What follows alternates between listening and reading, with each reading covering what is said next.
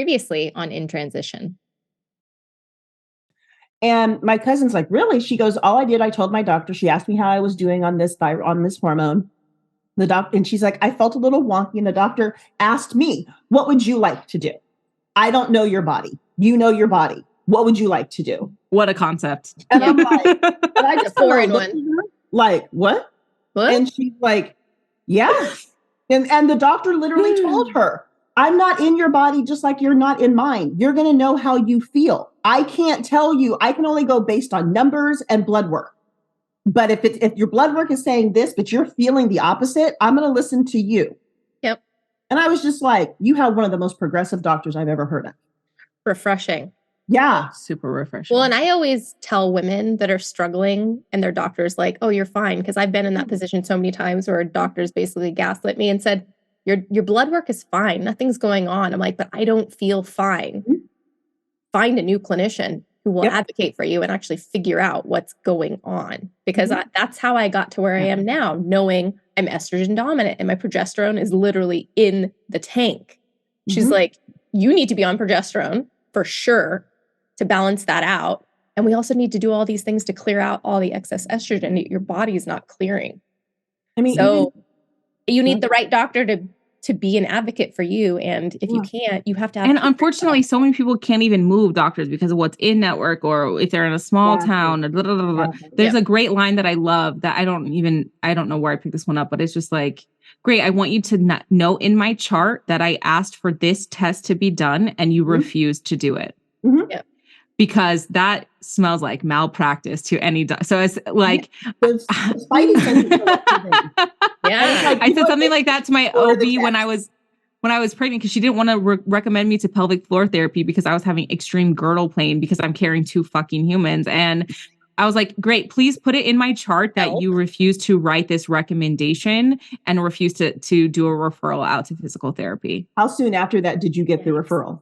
5 seconds. She was like, I know it's not going to help, but if it's really that important to you. How does she know though? She doesn't know that. She's not pregnant with twins. She's not on your she's not your pelvic floor. Before I left, she was like, yeah, that's what she said. Well, I know it's not going to help. If it's really that important to you, I'll write the referral. Well, I was like, I really appreciate it because it really is that important to me. So I really appreciate that we've been able to come to a consensus on this approach. We are so excited to be back for part 2 of this conversation. If you haven't listened to part 1, we encourage you to go back and take a listen. Now on to the show. Well, yeah, that's such a thing. So use that line. Please put it in my chart that you are refusing to run X test that I'm asking for, so that when I get ultimately pushed to another doctor, we'll be able to have a full circle around moment to the fact that you refuse to do this. So I've had to go through the gambit of like primary care physicians and whatnot, just, because either the energy's not right. Like the primary I had before, the one I currently have now, who I absolutely love, she would have me come in for follow-ups, but she would be telling me stuff that she told me in 2 prior appointments. And so I'm like, hey, let me stop you. Why am I here? Well, because we're going over this. I go, that happened in March. It's now June. What are we talking about? I go, you wanted me to come back. So why am I back here? And so it just got to the point, I'm like, yeah, I can't come see you. I'd rather go to the urgent care up the street from my house because I haven't seen that doctor for like 4 years, but he knows exactly what's going on with me. My doctor now, when I went to establish myself as a new patient with her, I go, there's nothing wrong. I just want to introduce myself, establish myself. So if something does happen, you actually know, oh, okay, that's Corey. Yeah. And she was like, okay, well, let's just look at what's in your medical records. Let's just look at your medical history. I'm going to ask you all these questions. She literally took 45 minutes and went through my entire medical history. And I was just like, thank you. And like, she was like, okay, she like looked at my weight and she looked at me and she goes, you're not obese. And I'm like, is that what it says? And she goes, yeah. She goes, you're solid. She goes, you're kind of built like Serena, but you're not fat. She goes, you're more muscular. And she's like, yeah, I'm going to take that out. And she took it out. And I'm just like, I love you. Like, when you find doctors like that, stay with them. I just know what days to not go to the office. I was texting Lauren. I had a doctor's appointment this week, and I was just like, yeah, remind me to never come to the doctor's office on Monday. Mhm. Doctors are fun. Doctors are fun when you find the right one. Yeah. Like, yeah. I'm going to figure out what's happening. And the ones that say, we can fix this. Yeah. Within a few weeks, Love you're it. going to feel so much better. Just wait. Because this is all Love it. fixable. But she's like, we need to do something about it now. Yeah. And that was refreshing to me because there's so few doctors that are willing to More. like look at all of the data. And even beyond that, like looking at all of it, like what's the whole picture of your health? What's happening? What do we need to be concerned with? Because I also had mold exposure stuff she wanted to deal with. She's like, if that's happening, we can get your hormones back, but that mold's going to keep wreaking havoc on it. Whole other ball of wax. So yeah, have someone that's willing to run the test. And if you have to pay out of pocket, I was like, I'm going to do it because your health. What are you without your health? Usually 6 feet under. Or in an urn. And in fairness, especially around this topic, doctors often are not taught about the menstrual cycle. Right? Like 75% of medical research is still done on men's bodies. And there's even been recent studies when they were looking at like breast and ovarian cancer research with most of the test subjects being male. Just like, hello, what? Yeah. Because women's hormones they call us too pesky to make a test subject. Okay, but if we're talking about ovarian cancer, why would you look at test data from Pete? Can we look at Paula? We should. We really should. But so it's hard to get approved for scientific research for women because as a cohort, we are harder to track because of the menstrual cycle. But wouldn't that be all the more reason? Yes. Okay. You would think. Yeah. You would logically. think. Logically speaking. And it's starting to shift now, but they want some to be able to have a control group, to be able to have a this and a that. They want people that can be like the same, like homogenous, and women's hormones are just so non-homogenous. So I'm like, why can't you just be the genius to crack the code on how to create research around women's hormones? I mean, at the very minimum, we are such different species, obviously, as compared to men, but even within the cultures of women, African-American women, Southeast Asian women, there's a lot of moving parts. So why can't you just do scientific research based on women, but also women in certain cultural groups to see at least there'll be some similarities, or at least there'll be some information, as opposed to using a dude to tell me about my ovaries. Yeah. I will not go to a male doctor about women's health issues. Yeah. It's just my personal preference because it kind of low-key bothers me that a man would know more about my body than a woman. And now to find out that they probably don't anyway. Yeah, they don't. But one piece of information that totally blew my mind recently as I was going into my own hormonal health journey was this idea that when I was a teenager, I could have known what my body was doing, like what issues were already presenting. So I was someone who had heavy bleeding, bad cramping. Apparently, that's an indication of estrogen dominance even in your teen years. And it's fixable. Like you can be like, oh, why is that happening? But then what we do immediately, and maybe you can speak to this, Alyx, a little bit, because this is just culture. Oh, we'll put you on the pill. That'll regulate everything. Regulate everything. You'll be fine. The thing is, it doesn't actually regulate anything. It just puts a Band-Aid over whatever problems you're having. And teens can take 3 to 5. So maybe you had estrogen dominance, or maybe it would have ironed out, because it can take 3 to 10 years for your menstrual cycle to mature, because you are not producing estrogen before you go through puberty. And estrogen communicates with the pituitary gland, and this pathway almost has to be traced back and forth in order for it to get the program right of, okay, oh, we hit this level of estrogen. Oh, now we have this much follicle stimulating hormone. Okay, oh, now we release this batch of eggs. Oh, now we do luteinizing hormone. Oh, now we have progesterone. It can take up to a decade for it to be regulated. Wild. So for all these girls that we put, almost everyone I know who was put on the pill for irregular periods was put on the pill before they had their menstrual cycle for a decade. Yep. Well, then you're messing right here. You're fucking up the whole system. Yeah. You're throwing a wrench in it like this is going to fix everything. But there's no tracing. There's nothing. But you're before it's even been matured. It hasn't even matured. And you're then like throwing a chemical bomb on it that has nothing to do with your own hormones. But they're selling it. A newborn baby. Yeah. And they're selling it to you in such a beautiful way. Like, oh, no more cramps. Your bleeding's going to be less. And guess what? Your skin is going to look glowing. And look at life's great. There's butterflies and rainbows and unicorns. No. Well, and this trickled down even further, right? So I was on the pill forever, like probably a total of 20 years. So God knows how much hormone havoc has gone on in my body over the course of my life. But at one point after I had my son, I decided to switch to an IUD. I was like, yeah, I'm going to do the IUD thing while I convinced my husband to have a vasectomy. But I was like, I don't want to get pregnant again. Let's do the IUD. I did the copper IUD thinking, yeah, I don't want any more hormones in my body. Yeah, it's fine. This is going to be a good choice. Had I known, because I was prone to heavy bleeding as a teen, estrogen cramps, the copper IUD like, was bad. Terrible. Yeah. It increases bleeding a lot. Exactly. And I was like, something is seriously wrong. Like, I want this thing out. So I went like cold turkey, nothing. I was like, get this out of my body. I'm not doing hormones. Done. But most women don't even know, like, oh, I guess this is just the new normal.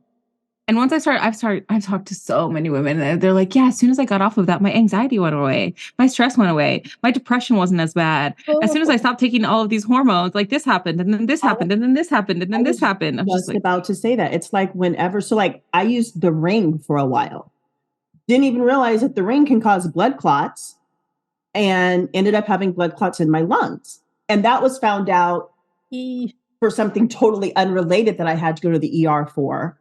But then they're like, well, we don't understand where this blood clot is coming from. And they're asking, like, have you worked around farm equipment? I'm like, I work in real estate. No. And I just do. You live on a golf course? No, it was just like, have you been on a plane recently? No. Like, and so then finally a woman doctor came in, a female OBGYN in the ER that was working that rotation that night. She's like, okay, so let's talk about your birth control. And I said, okay. And she's like, what do you use? I said, I use the ring. And she's like, I'm going to need somebody to come in. I'm going to need you to take that out. And she goes, that's your blood clot. And I was like, what? And she goes, no one told you that can cause blood clots. And I'm like, no. And she's like, I suggest we take it out. I'm like, and she's like, right now. She goes, do you want somebody? I go, nope, I can do it. I'm just going to go in the bathroom. I'm good. I'm fine. But then it was like, after I got out of the hospital, and so I was on nothing. Honest to God, that was the best I had ever felt. It was just like, okay, I'm not on this emotional roller coaster. I don't feel trashy one day and great the next. I don't, okay, I can deal with, the carbs, and like wanting carbs. I can deal with all the PMS stuff.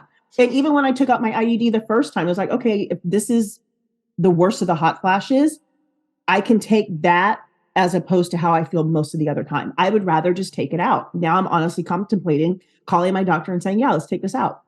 I would rather you might need progesterone. I would rather take it out and almost wipe that proverbial slate clean and just figure it out. Yeah.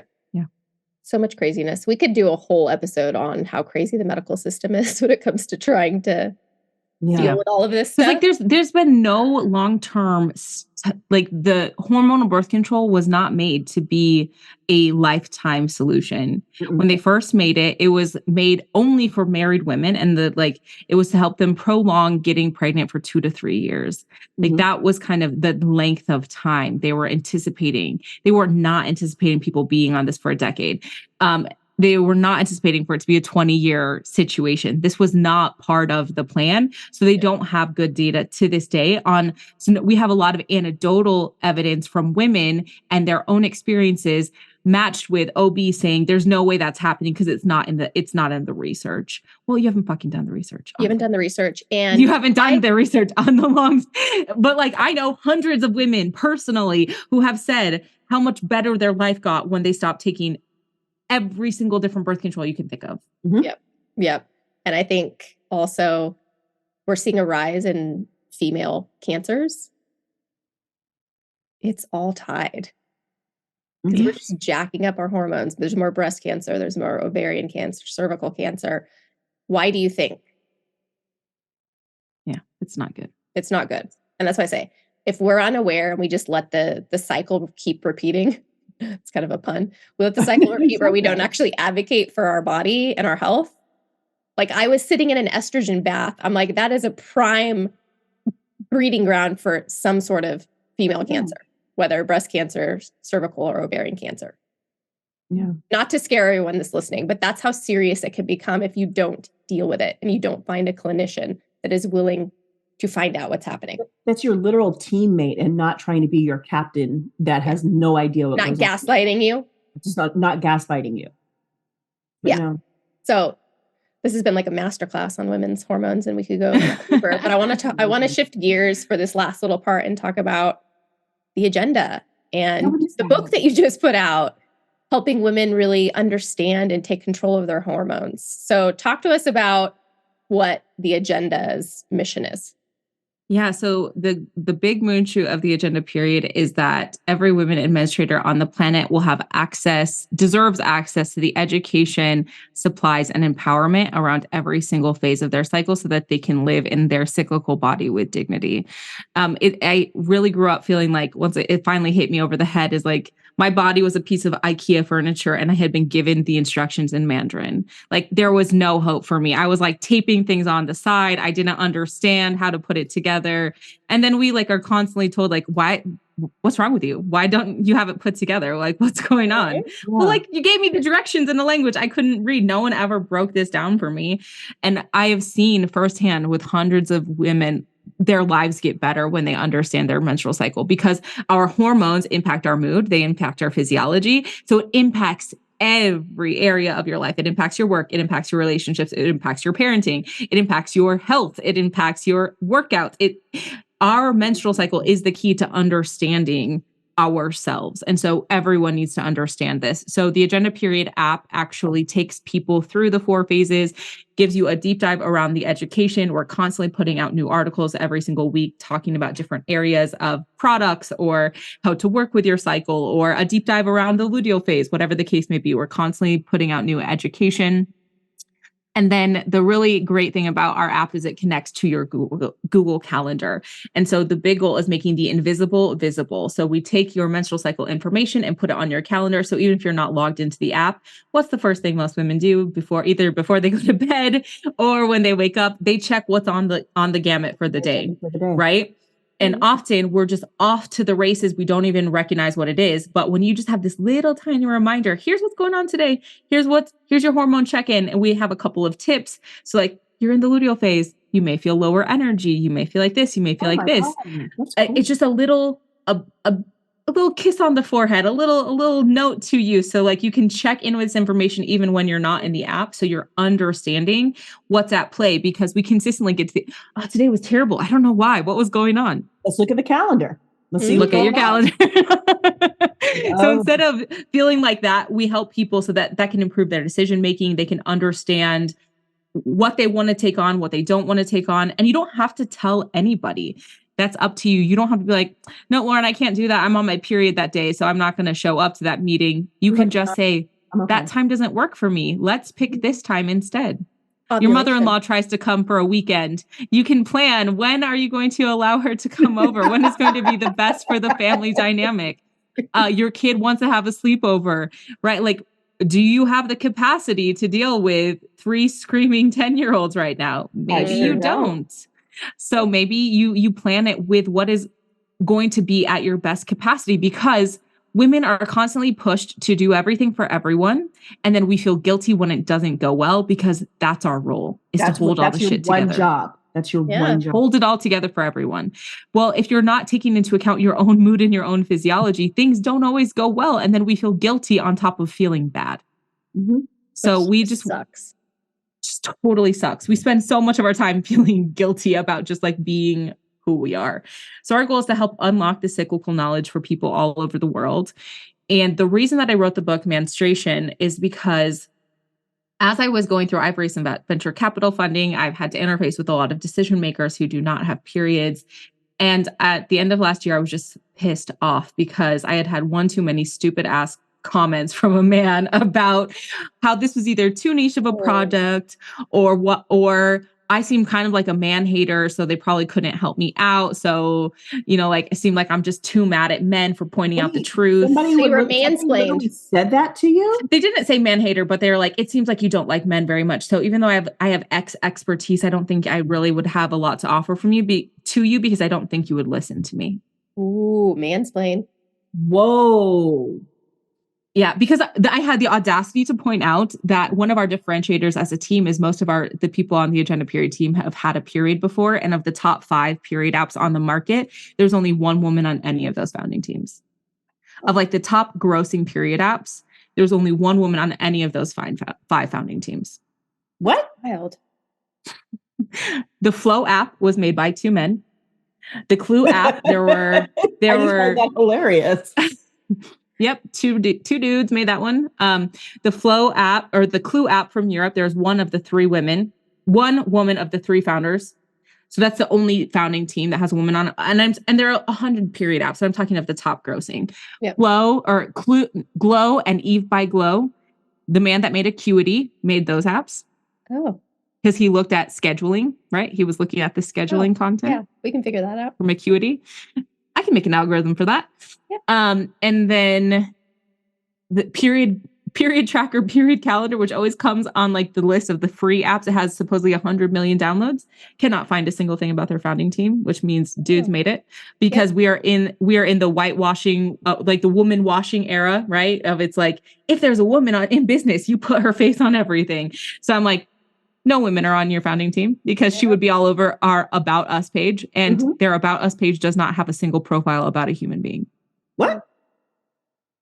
And it is supposedly like the most downloaded period app on the planet.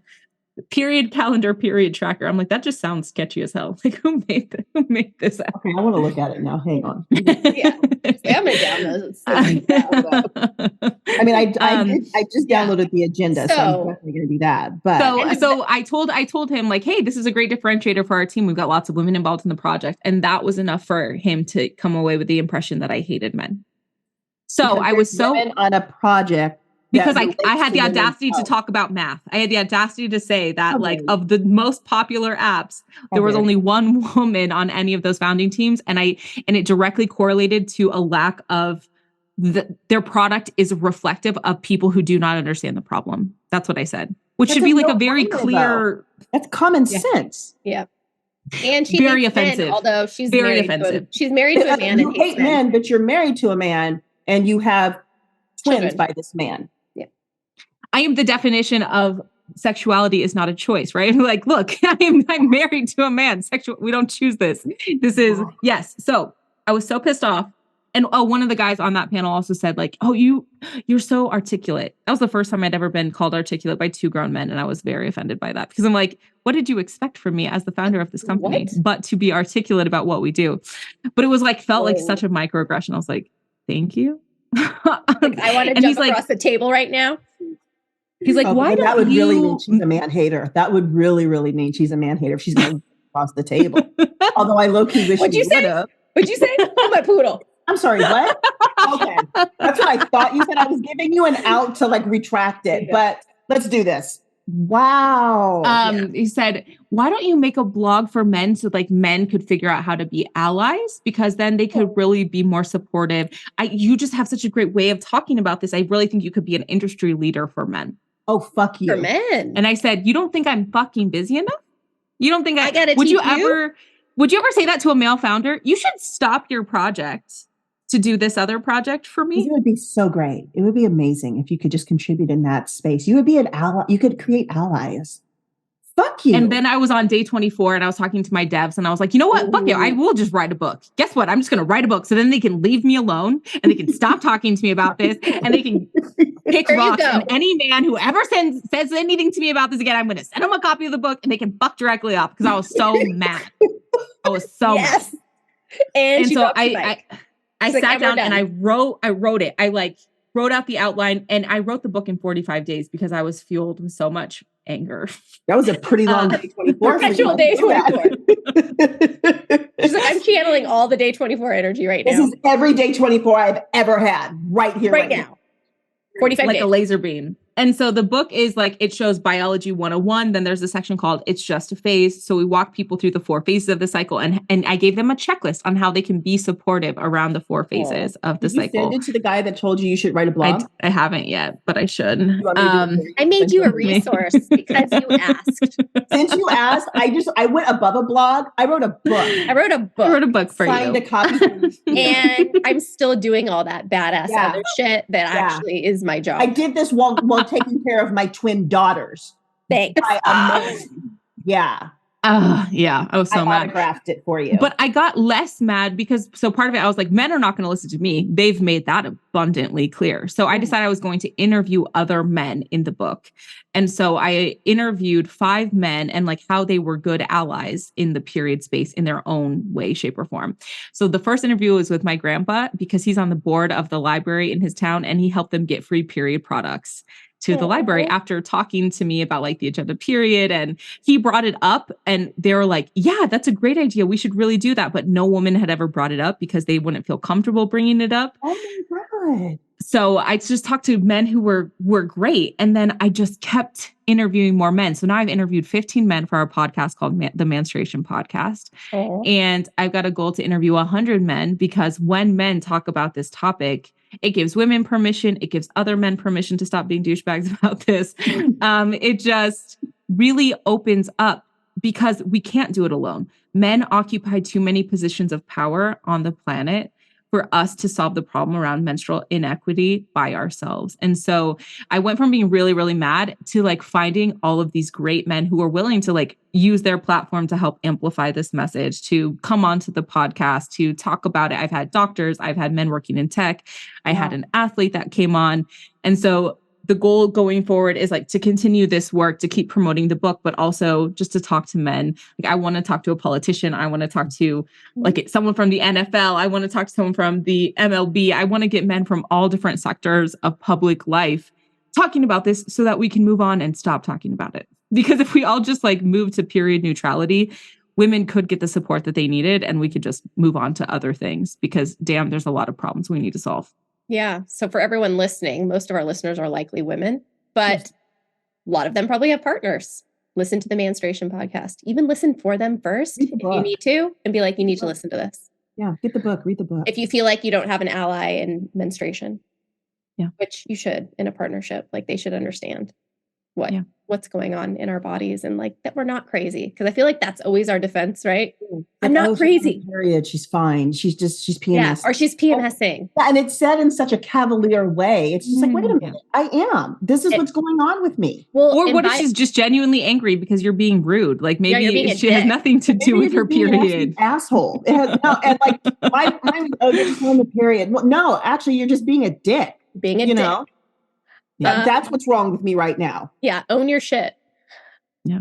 It's just wild. I think men definitely need to learn more about it because we're made to feel crazy, which never feels good. Yeah. And we haven't understood enough either to this point, but all the resources I feel like are finally coming together. So if you're a woman listening and any of this has resonated, you're like, oh my gosh, how did I not know some of this stuff? It's never too late. Yeah. Start educating yourself now because so much of this that we've been talking about, you can reclaim your health. Mm-hmm. You can understand what's happening and start to right the ship if things are off. Yeah, just don't accept what you're being told by doctors, men, whatever, as just the status quo. Well, and I think let's spend a couple minutes before we wrap things up because I think I want to go back to your point you made around cortisol, Alyx, because I think that is such a problem right now with everything that's wreaking havoc because we live in just this intensely stressed out state most of the time, especially women, because let's be honest, we're trying to do multiple jobs at one time, all the things. There's not equity in the house. We're working I think I heard a stat the other day that like 90% of women in California are working moms, like those that are moms work out of the house. That's in California. Wow. So that, but take that with a grain of salt, but more and more women are working and they're mothers and they're taking I care of a also heard this partner. yesterday that parents, and I think mostly probably moms, but they said parents are spending twice as much time with their children as we did 50 years ago. Because of like the not having community groups, or like the kids would go to the neighborhood and play, or so it's just like, even like the times you're home, like so much more time. And kids are draining, man. Like they're the best. And they're like, it's a lot. It's a lot. It's a lot. It is a lot. Yeah. So let's talk about cortisol, because I don't even know how much women even understand how important it is to be able to manage stress, which is affecting cortisol in the body. Like what's happening when cortisol is off the charts? Yeah. Increased inflammation. Increased inflammation, which can also increase estrogen. And I've had my fair share of stress. All my transitions. We're way more stressed out than we were. So that inflammation can lead to weight gain. It can lead to holding on water. It can lead to pain in your joints, right? The thing I really want to impress of why we can't just pay attention to having a period or having a good or bad period. Your body is a system that all works together. Yeah. So having a bad period is actually an indication of a system problem. There's a problem somewhere else in your body. That it would trickle down to ovulation or trickle down to a bad period, because this entire system is connected. And so we really need to move past this isolation model to an integrated health model, which is why I love that we like put the whole cycle on your calendar, because this is something, if you want to have a good period, you need to think about having a healthy menstrual cycle, which is all day, every day. So really we need to work on reducing our stress where and whenever possible, offloading things off of our plate and working with your cycle. So one of the best things about working with my cycle is the trust that I know if I take it easy, because that's so hard for us, especially in the US, right? Like take it easy. If I allow myself to take it easier during the luteal phase, I will do more in the follicular phase. If I do not allow myself to take it easier in the luteal phase, it'll be harder for me to do my best work in the follicular phase. So it's about this whole coming back into trust with your entire system, and really understanding the menstrual cycle at that fundamental level is going to allow you to have a much better partnership with your body. Yeah. And I think I always go back to this peak in the middle of the cycle of ovulation, where it's like, if you can plan your life, like, there's going to be a high stress situation or high pressure, or like you want to do like the crazy workout, because that's a whole other conversation too, because I don't think we work out according to our cycle, which is to our detriment. Like people do way too many HIIT workouts. Like that's the thing right now. And I'm like, I can't even tell you how many women I've said, you got to stop doing HIIT workouts and F45, like 5 days a week, the whole month. Like you are just fucking up your whole hormonal system. But you know what I think comes into place with stress?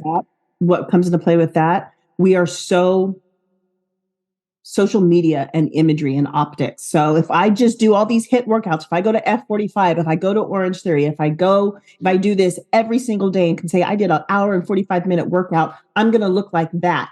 And it's gotten to the point where that look is more important than your overall health and well-being.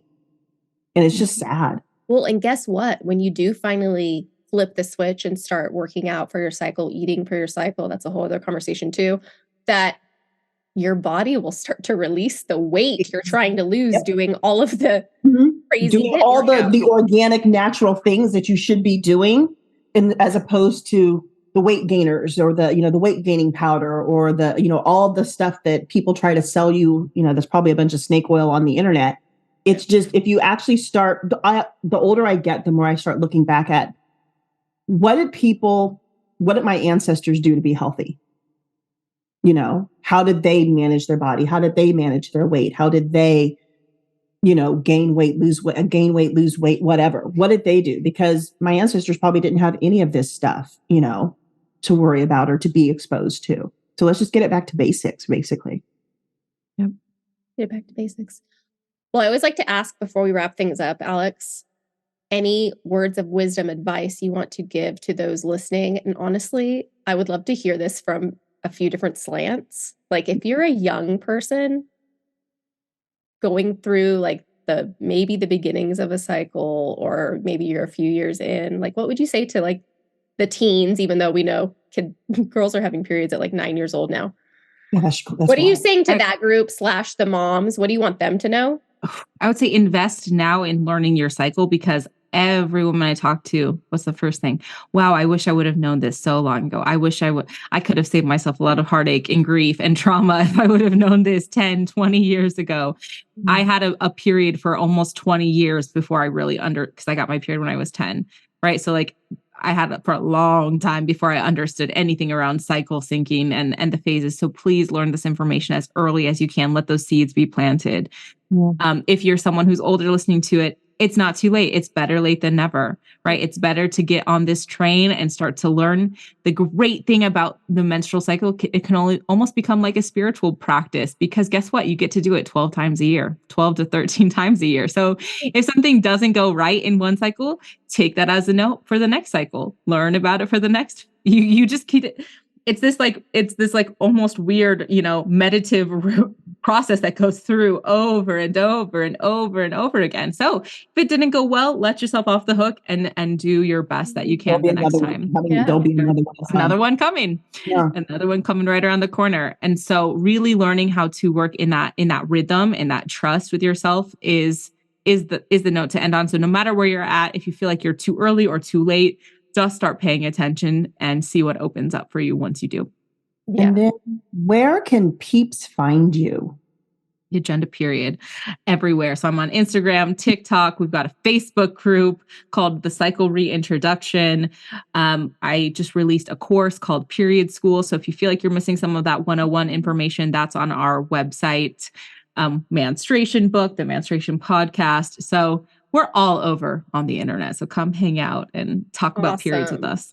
Cool. And all of this will be in the show notes too. So you can link over to everything that Alyx is up to. What's next before we leave you? What's next for you? You wrote the book. What's the next thing you're focused on? I'm working on a book for women. So Okay. I'm working on a book for women, particularly through that business lens, but like how to help you make money with your menstrual cycle. So money magic with the menstrual cycle. I don't exactly know what the title is, but my goal is right there. That's a good one. To have that book out by the end of this year. So really excited about that. Well, very exciting. Thank you so much for spending the last 90 or so minutes with us. Yeah. It's been so fun. We appreciate you and your wealth of knowledge on this topic. We definitely want to have you back to do another deep dive on many of the things we talked about, but appreciate you. Thanks everyone for listening. We'll see you again next week. Thanks, guys. Bye. Thank you so much for tuning in this week.